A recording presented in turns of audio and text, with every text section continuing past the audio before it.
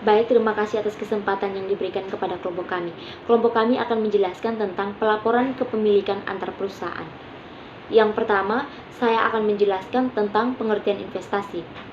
Investasi adalah suatu aktiva yang digunakan oleh perusahaan untuk pertumbuhan kekayaan melalui distribusi hasil investasi. Jadi investasi saham adalah salah satu sarana untuk menumbuhkan kekayaan melalui penerimaan hasil investasi dan melalui apresiasi nilai investasi ataupun manfaat lain yang diperoleh akibat kepemilikan saham perusahaan lain tersebut. Yang berikut adalah akuntansi untuk investasi saham.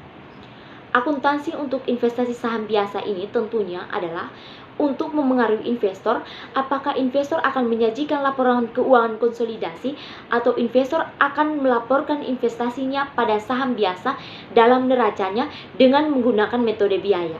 Nah, akuntansi mengenal dua metode untuk mencatat kegiatan investasi saham ini, yakni metode biaya dan metode ekuitas.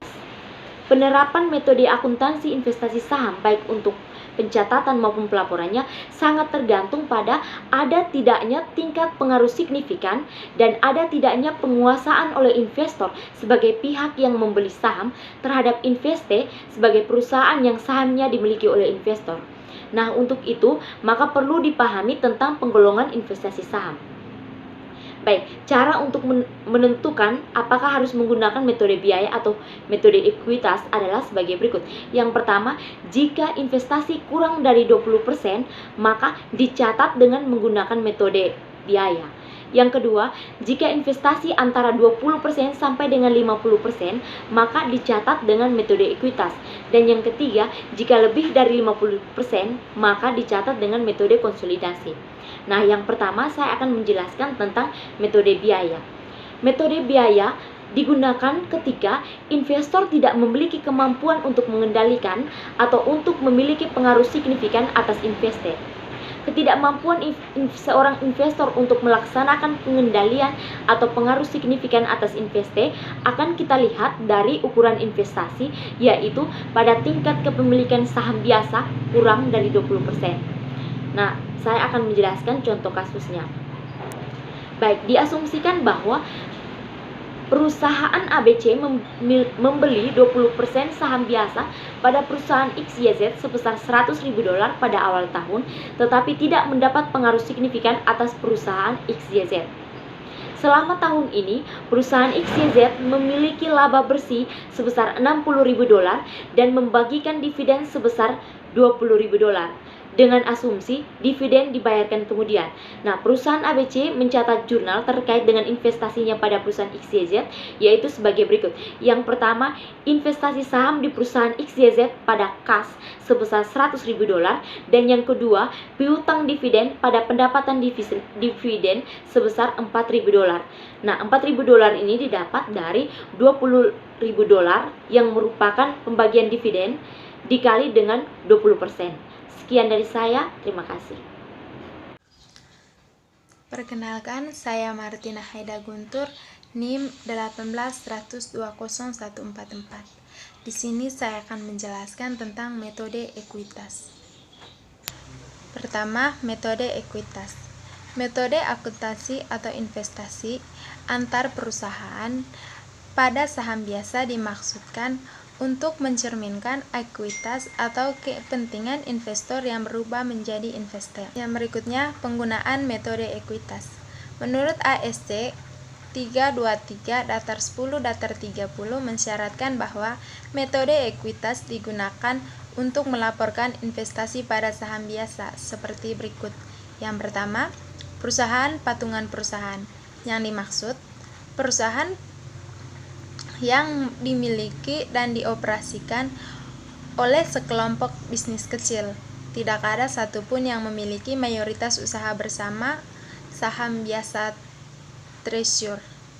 Yang kedua, perusahaan di mana hak investor memberikan investasi atau kemampuan untuk menjalankan pengaruh signifikan atas kebijakan operasi dan keuangan perusahaan tersebut. Untuk contoh soalnya, misalkan kepemilikan Bank Musisi sebanyak 450.000 lembar merupakan kepemilikan 40% saham PT ABC. buat pencatatan dengan metode ekuitas. Yang pertama, jurnalnya yaitu tanggal 2 bulan 2 tanggal 1 2011. Di rekeningnya penyertaan saham PT ABC pada kas. Penyertaan saham PT ABC senilai 4,64 berada di debit, sedangkan kas berada di kredit. Yang berikutnya tanggal 31 bulan 12 2011, penyertaan saham PT ABC senilai 3,44 miliar itu berada di debit, sedangkan pendapatan penyertaan berada di kredit senilai 3,44 miliar. Yang berikutnya tanggal 31 bulan 1 2012, piutang dividen senilai 2,408 miliar berada di debit, sedangkan penyertaan saham PT ABC senilai 2,408 miliar berada di kredit. Tanggal 1 bulan 2 2012, kas berada di debit senilai 2,408 miliar, sedangkan piutang dividen berada di kredit senilai 2,408 miliar. Untuk lebih jelasnya, saham beredar pada PT ABC sama dengan 100 dibagi 40 kali 4,64 miliar sama dengan 11,6 miliar. Pendapatan dividen 31 Desember 2011 sama dengan 40% dikali 8,6 miliar sama dengan 3,44 miliar. 31 Januari 2012, kas dari dividen senilai 8,6 miliar kali 70% dibagi 40% sama dengan 2,408 miliar. Bila PT ABC mengalami kerugian, maka bank mesti ikut menanggung juga. Misalnya rugi 100 juta, maka bank akan mencatat rugi penyertaan PT ABC senilai 40 juta rupiah pada penyertaan PT ABC senilai 40 juta rupiah. Yang berikutnya saya akan menjelaskan tentang perbandingan metode ekuitas dan metode biaya. Di dalam pencatatan barang, metode ekuitas dan metode biaya memiliki beberapa perbedaan. Yang pertama, misalnya pada barang yang tercatat, yaitu jumlah yang tercatat pada investasi pada tanggal dan akuisisi. Itu dalam metode biaya dinamakan biaya asli, dan di dalam metode ekuitas juga dinamakan biaya asli. Yang berikutnya, jumlah yang tercatat biasa pada investasi setelah akuisisi. Itu dalam metode biayanya dinamakan biaya asli, dan di dalam metode ekuitas dinamakan biaya asli meningkat atau menurun atau bagian investor pendapatan. Yang berikutnya, pengakuan oleh investor pengakuan pendapatan oleh investor. Dalam metode biaya ditulis bagian investor pada dividen investe dinyatakan dari penghasilan sejak akuisisi. Di dalam metode ekuitas ditulis bagian investor dari investe pada penghasilan sejak akuisisi apakah didistribusikan atau tidak. Yang berikutnya, dividen investe pada pendapatan sejak diakuisisi oleh investor. Pada metode biaya ditulis pendapatan, dan pada metode ekuitas ditulis pengurangan investasi. Yang berikutnya, dividen investe pada kelebihan pendapatan sejak diakuisisi oleh investor. Itu di metode biaya ditulis pengurangan investasi, dan di metode ekuitas ditulis dengan pengurangan investasi. Berikut contohnya, misalnya seorang investor akan melaporkan pendapatan metode ekuitas yang sama dan dari mengikuti dua investe, meskipun laporan laba rugi mereka sangat berbeda. Yang pertama, penjualan di investasi 1 senilai 50.000, di investasi 2 senilai 500.000. Yang kedua, biaya operasional di investasi 1 senilai 30.000 dan di investasi 2 senilai 620.000.